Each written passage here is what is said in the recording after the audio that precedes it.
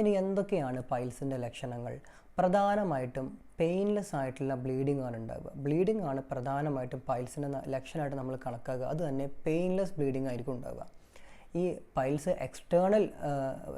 External പൈൽസോ അല്ലെങ്കിൽ ഈ പൈൽസിനകത്ത് രക്തം കട്ട പിടിക്കുകയോ ചെയ്യുമ്പോഴാണ് പൈൽസിൽ വേദന വരിക. അല്ലാത്ത പക്ഷം പൈൽസിൽ ഉണ്ടാകുന്ന ബ്ലീഡിംഗ് എന്ന് പറയുന്നത് പെയിൻലെസ്, വേദനയില്ലാത്ത ബ്ലീഡിംഗ് ആണ് ഉണ്ടാകുക.